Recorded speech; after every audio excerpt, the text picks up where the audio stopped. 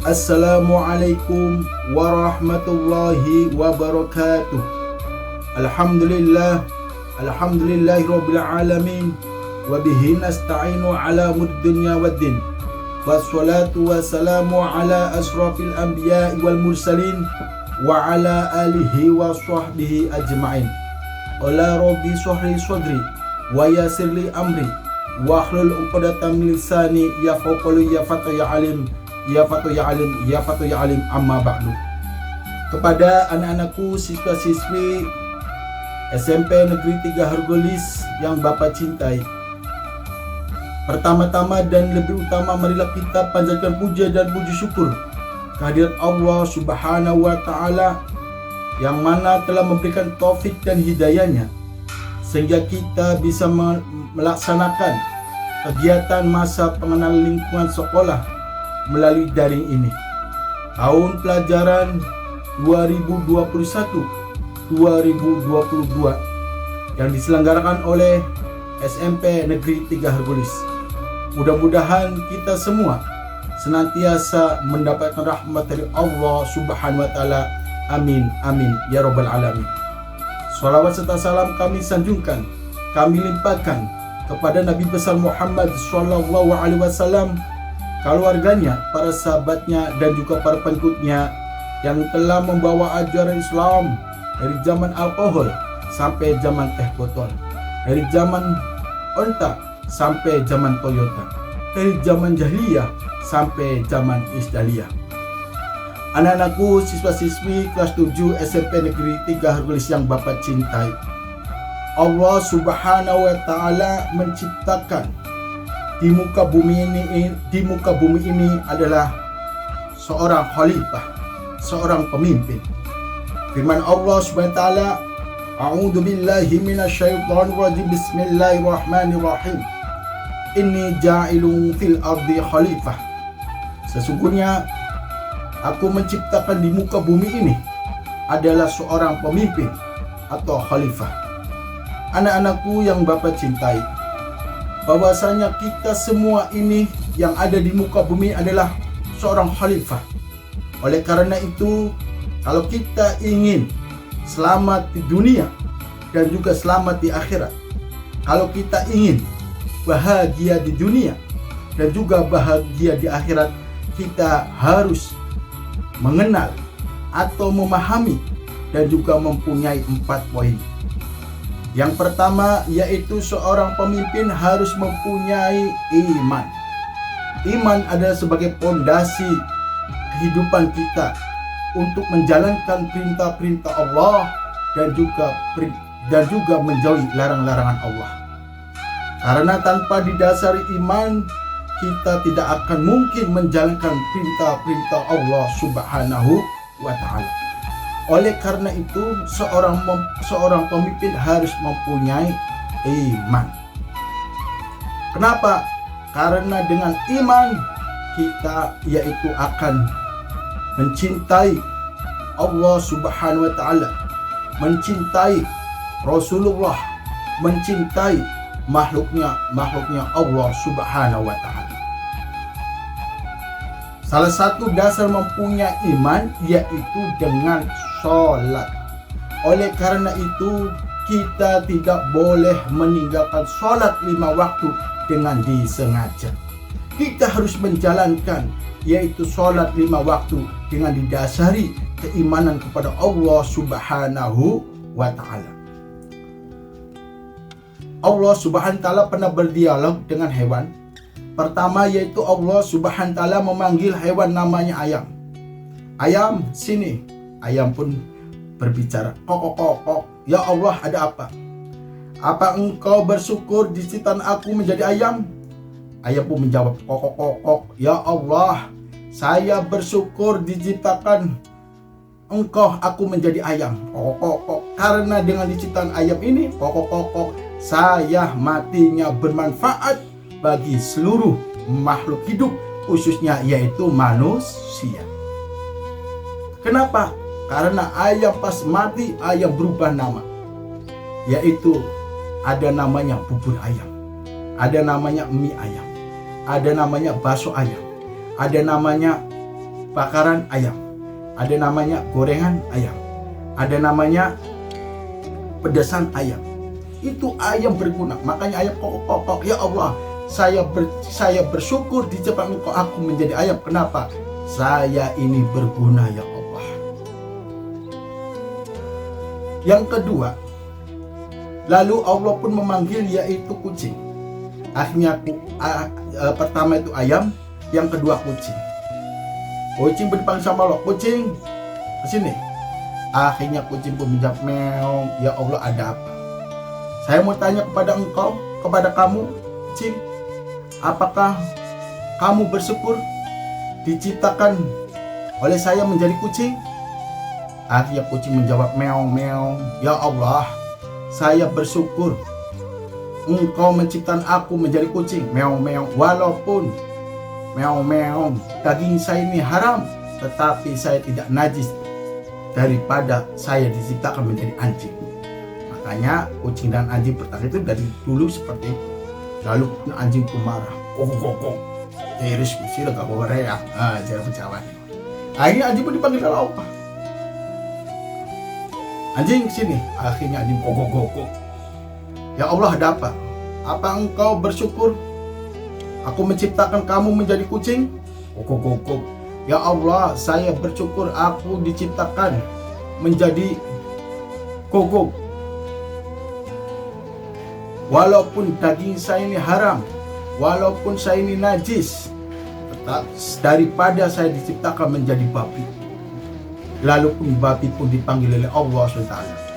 Babi, apa engkau bersyukur aku menciptakan kamu menjadi babi?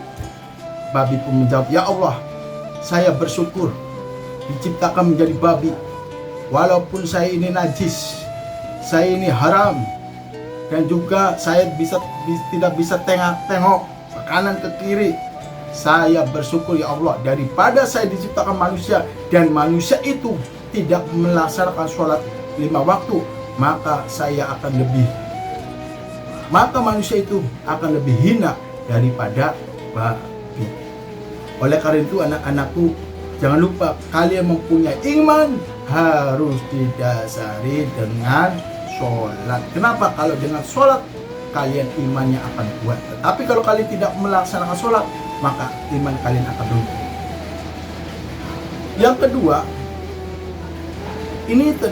Yang kedua adalah seorang pemimpin harus mempunyai ilmu.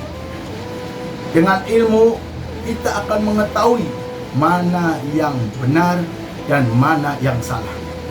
Dengan mempunyai ilmu kita akan mengetahui mana yang hukumnya haram, mana yang hukumnya wajib, mana yang hukumnya sunnah, mana yang hukumnya makruh, dan mana yang hukumnya mubah. Dengan ilmu kita akan selamat di dunia dan juga selamat di akhirat. Dengan ilmu kita akan bahagia di dunia dan juga dengan di akhirat. Makanya ilmu itu hukumnya wajib. Dalam hadis Nabi, faridhatun ala kulli muslimin, diwajibkan setiap kaum muslim. Jadi dengan ilmu itu wajib. Bagaimana sholat sah kalau tanpa didasari dengan ilmu? Jadi sholat pun harus tahu dengan ilmunya sholat. Kalau tidak tahu ilmunya sholat, maka sholat pun tidak akan sah, tidak akan diterima oleh Allah Subhanahu wa Ta'ala. Ini ada sebuah cerita. Ada seorang ustadz punya jamaah 4. Jamaah 4 ini ibu-ibu, dulunya tidak mengaji, dulunya tidak madrasah, dulunya sekolahnya sampai SR. SR pun tidak tamat, kelas 2 udah selesai. Akhirnya dia pun ikut jamaah sama ustaz. Pak ikut jamaah, ustaz yang benar. Nanti kalau sholat, tolong ya ibu-ibu, jangan ribut. Silakan sholat niru saya ya. Iya Pak Ustaz.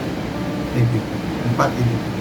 Akhirnya si ustaz itu dimulai, Allahu Akbar.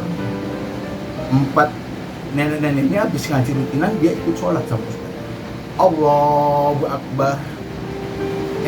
Tahu-tahu yang satu itu baris yang pertama itu kejatuhan cocok. Tanganin. Si Jin yang ngomong. Sira man semua yang ngomong tanganin. Jadi Ustaz boleh sembahyang ngomong tanganin ku. Sing tadi yang mana? Sira kebatal. Cuma ngomong tanganin sira masih sembahyang ngomong. Boleh sembahyang ngomong ku. Jadi Pak Ustaz kepada dia sira kebatal. Ni papa tak. Alhamdulillah kita mau orang ngomong. Empat ini batal. Sing pertama ngomong tangaling. Sing peloro ngomong alokit tangaling. Sing ketuloy ngomong sila betul ngomong sembahyang ngomong. Sing papat alhamdulillah kita mau dorong ngomong. Batas. Kenapa? Karena 4 orang ini tidak tahu dengan ilmunya. Ada lagi ustad itu mau sholat, adzan berkumandang, dia sholat asar. Yang pas itu yang jamaahnya itu anak-anak DTA, baru anak DTA juga baru kelas 1 dengan kelas 1 kelas 2 masih kecil-kecil, dia tidak paham tentang sholat.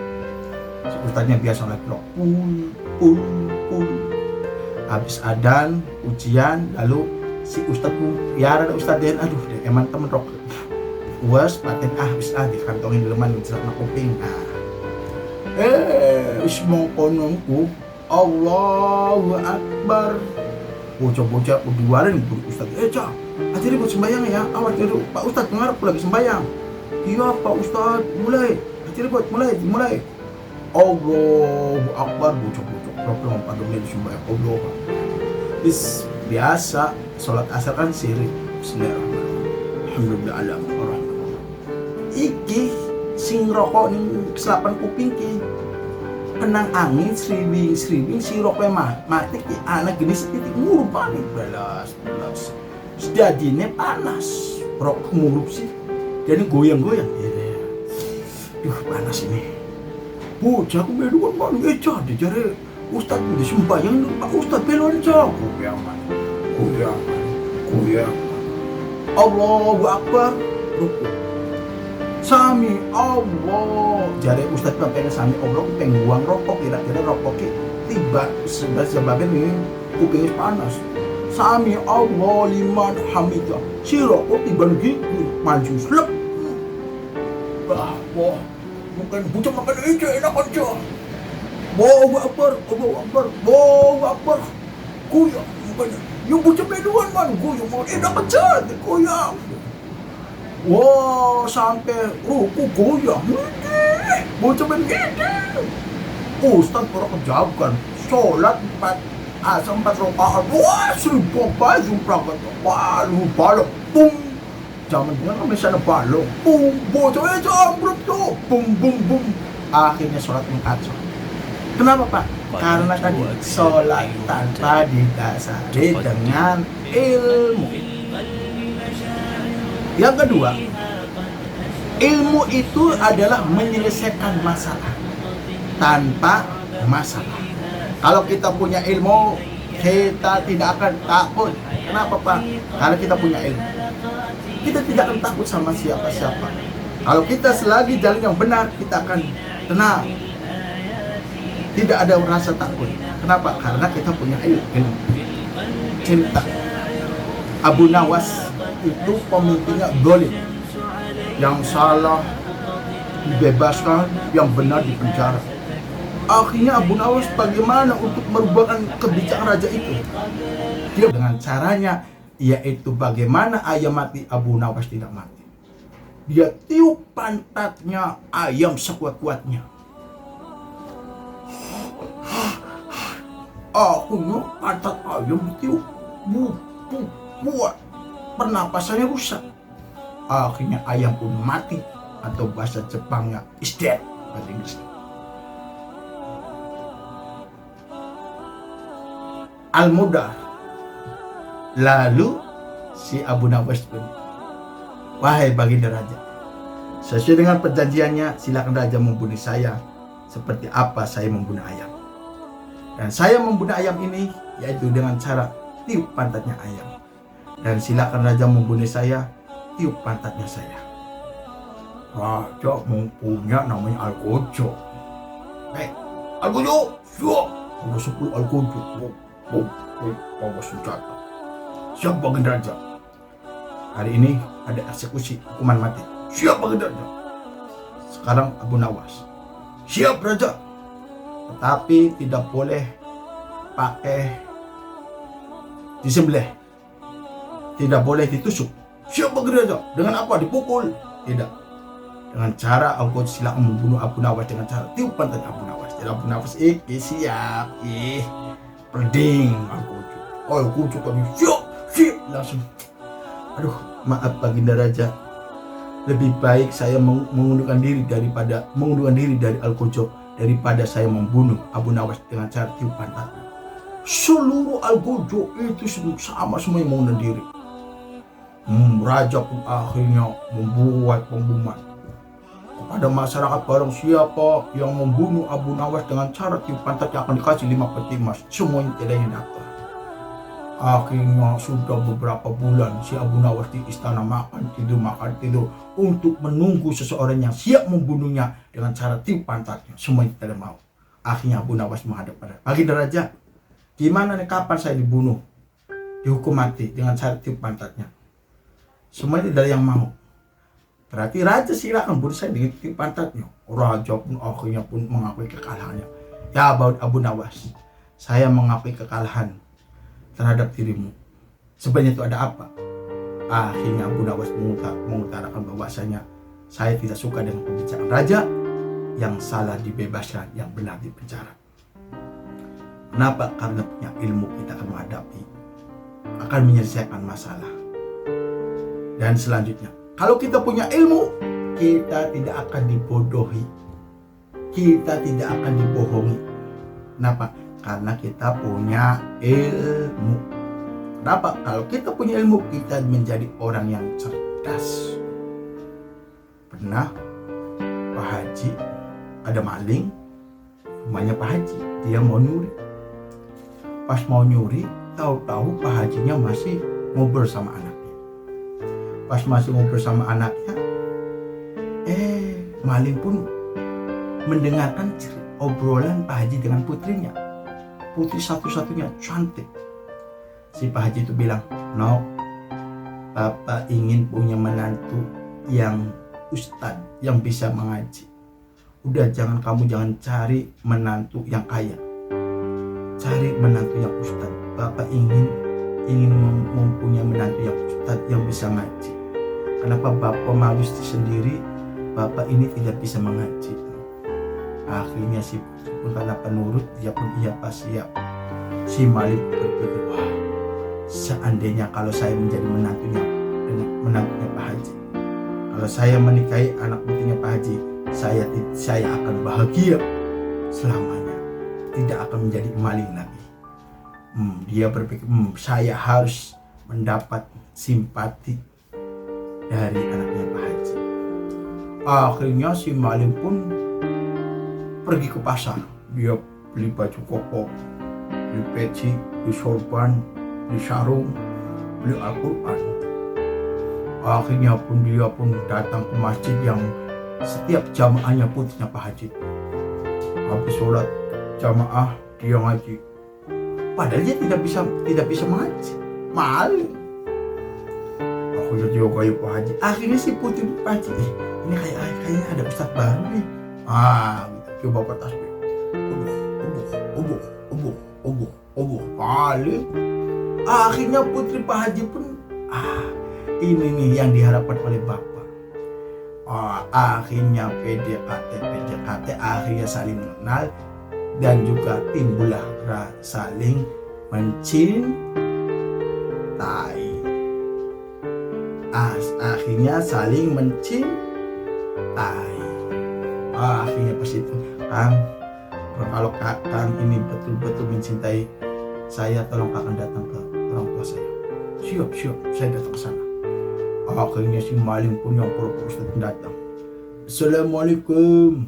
Akhirnya Pak Haji bilang, waalaikumsalam. Oh iya, ini ya teman dekatnya anak saya. Iya betul Pak Haji. Oh kakak sini. Oh oke coba. Masya Allah, ini nih idaman saya nih. Saya ingin cari menantu seperti Mas ini. Oh iya. Coba Mas, saya ingin tahu ngajinya Mas kayak apa. Pesantrennya di mana? Oh saya pesantrennya banyak Pak Haji, lama. Saya di Jawa Timur itu 10 tahun. Pindah ke Jawa Tengah 5 tahun. Pindah lagi ke Banten sekian tahun. Saya itu bertahun-tahun. Kitabnya itu di luar, sampai di luarnya. Quran pun di luar, hafal, ngotok. Pak Haji, Mas luar biasa nih. Pak Ustadz nih, ya gitulah. Ya coba. Mas, saya ingin tahu ngajinya. Maling قناة أبشر أيها التائب sini buka. تقدم Nabi Musa pun kaget. Apakah ini alamat palsu? Salah alamat? Atau gimana ini? Gak mungkin Allah memberi alamat palsu. Kok masa pertama umatku yang masuk surga, kok Abdullah yang memelihara babi? Si babi itu dimandiin. Setelah dimandiin bersih, biasa dikasih makan. Setelah makan, akhirnya si babi pun di tempat yang sudah diberes, itu yang sudah dibersihin, semuanya itu. Pas malam hari si Abdullah tuh bangun, dia wudhu, dia sholat tahajud, sholat malam, dia berdoa, ya Allah, ya Tuhan kami, ampunilah dosa orang tuaku ya Allah, yang sekarang ini menjadi babi ya Allah, karena murkamu ya Allah. Aku mohon ya Allah, ampunilah dosa kedua orang tuaku ya Allah. Ya Allah, ikhlaskan hati saya ini ya Allah, saya untuk membeli orang tua saya ini ya Allah, yang menjadi babi ini ya Allah. Mudah-mudahan saya ini bisa membawa kedua orang tuaku masuk ke surgamu ya Allah. Akhirnya Nabi Musa pun kaget. Kenapa? Karena Abdullah berbakti kepada orang tua, walaupun orang tuanya menjadi babi anak-anak. Oleh karena itu janganlah kalian menyakiti hatinya orang tuh. Kata orang irama, hai manusia, hormati ibumu yang melahirkan dan yang membesarkanmu, darah dagingmu dari air susunya, jiwa ragamu dari kasih sayangnya. Titit titit titit titit titit titit titit titit. Nah, ya. Doa ibumu dikabulkan Tuhan dan kutukannya jadi kenyataan. Ya, ingat. Jadi kutukan orang tua itu jadi kenyataan. Kalau kita melawan orang tua sampai orang tua menangis, maka jangan harap kalian mendapatkan kebahagiaan di dunia dan juga kebahagiaan di akhirat. Yang kedua, kalian harus berakhlak baik kepada guru kalian. Kenapa? Karena guru kalianlah yang telah memberi penerangan kehidupan kalian dari dulunya gelap menjadi terang. Karena jasanya guru yang telah memberikan ilmu, menyampaikan ilmu terhadap kalian. Minimalnya kalian jangan bilang sama guru itu bekas guru saya, jangan. Guru tidak ada bekas. Kalian jadi apapun, kalian harus menghormati guru. Kenapa? Kalian menjadi orang hebat karena perantaranya para jasa-jasa guru kalian. Ya, akhlak yang baik. Kita harus akhlak yang baik. Kenapa? Rasulullah SAW bersabda, innama bu'ithtu liutamima makarimal akhlak. Bahwasanya Nabi Muhammad SAW diturunkan di muka bumi ini adalah untuk menyempurnakan akhlak manusia. Coba sebelum Rasulullah SAW datang, itu zaman jahiliyah, zaman kebodohan. pembunuhan di mana-mana, pemerkosaan di mana-mana. Minuman miras sudah menjadi tradisi. Kenapa, Pak? Karena akhlak ini akhlak ini adalah luar biasa. Kalau akhlaknya kita baik, ini para anak-anak kita ini akhlak baik, nanti masa yang akan datang menjadi negara yang hebat. Tetapi kalau kalian generasi itu akhlaknya bobrok, akhlaknya buruk, maka jangan harap untuk negara, untuk bangsa kedepannya menjadi negara yang hebat. Saya akan menjadi negara yang akan hancur. Oleh karena itu, mari kita berakhlak yang baik sesuai dengan tuntunan akhlak Rasulullah Shallallahu Alaihi Wasallam. Coba bayangkan Rasulullah Shallallahu Alaihi Wasallam itu luar biasa akhlaknya. Pernah Nabi Muhammad Shallallahu Alaihi Wasallam itu memelihara, mengasihi, mencintai, yaitu seorang pengemis buta yang dia itu membenci. Ada seorang pengemis yaitu suka menghina Rasulullah SAW. Hai, kamu jangan percaya sama Nabi Muhammad. Muhammad itu orang suak, orang edan, orang sinting. Setiap bicara seperti itu. Lalu dia datang ke Rasulullah, dia mendekatinya, dia pegang tangannya. Kan tangan Rasulullah itu empuk seperti abu, tulas. Akhirnya pengemis bilang, siapa kamu? Saya ini Ahmad. Mau apa? Saya ingin mau memandikan kamu dan memberi makanan. Akhirnya karena pengemis itu ompong, tidak punya gigi, akhirnya Rasulullah mengunyahnya ke mulut Rasulullah, lalu disuapin kepada pengemis itu. Air liurnya Rasulullah itu Masya Allah tidak bau seperti air liurnya kita. Sok silang mama cok idi Rasulullah tidak, itu baunya wangi. Akhirnya pengemis suka, dia coba selama di mandi Rasulullah, selama di ngasih makan sama Rasulullah, dia menghina Rasulullah. Rasulullah orang suak, orang sini. Nabi pun, si Nabi Muhammad dengan senyum tidak marah. Coba bayang kalau kita أبشر أيها التائب أي تيف بضياع بشتات من دون نعيم الآيات نغتال نحفظها الفرقا. Iku wong kang keblinger, pinter beli bener. Iku wong kang keblinger. Akhlak. Dan yang keempat adalah seorang pemimpin mempunyai, yaitu tanggung jawab. Kita akan diminta pertanggungjawabannya nanti di depan Allah Subhanahu wa taala. Kulukum ra'in wa kulukum mas'ulun an ra'iyatihi. Setiap manusia adalah pemimpin, dan pemimpin ini akan diminta pertanggungjawabannya. Kita akan diminta pertanggungjawabannya sesuai amal perbuatan kita di dunia ini. Kalau kalian ahli ibadah, kalau kalian membaca Al-Quran, kalian menuntut agama yang betul-betul melaksanakan perintah-perintah Allah, maka kalian di depan Allah SWT, kalian pun akan mudah menjawab, dan kalian pun akan mendapatkan, yaitu tempat yang diridai oleh Allah SWT, yaitu surganya Allah Subhanahu wa taala. Kenapa? Karena melaksanakan perintah-perintah Allah dan menjauhi segala larang-larangan Allah. Tapi sebaliknya, kalau kalian di dunia ini banyak hura-huranya, tidak mau sholat, tidak mau puasa, tidak mau zakat, tidak mau mengerjakan perintah-perintah Allah, malah tiap hari mengerjakan larang-larangan Allah, dia sering berbuat maksiat.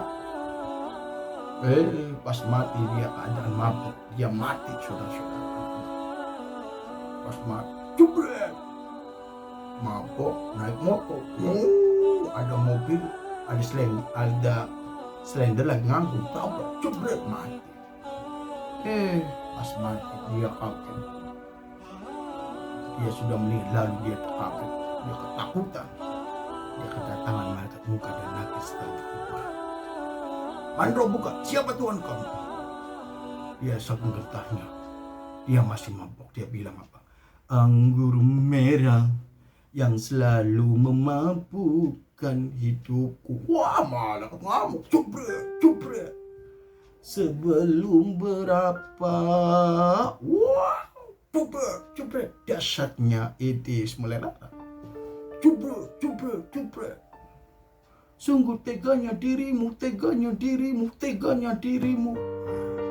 Akhirnya dia pun masukkan ke dalam neraka jahanam. Kenapa? Karena dia di hadapan Allah Subhanahu wa taala selama hidup di dunianya yaitu melakukan larangan-larangan Allah Subhanahu wa taala.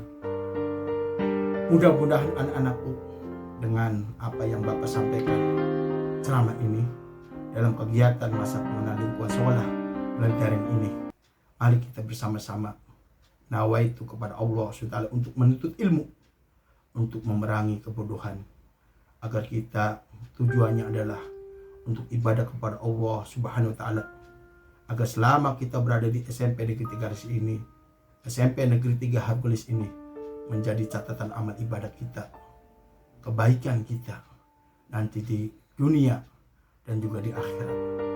Mudah-mudahan kita semua keluarga besar SMP Negeri 3 Hercules ini selalu mendapatkan rahmat Allah Subhanahu wa taala.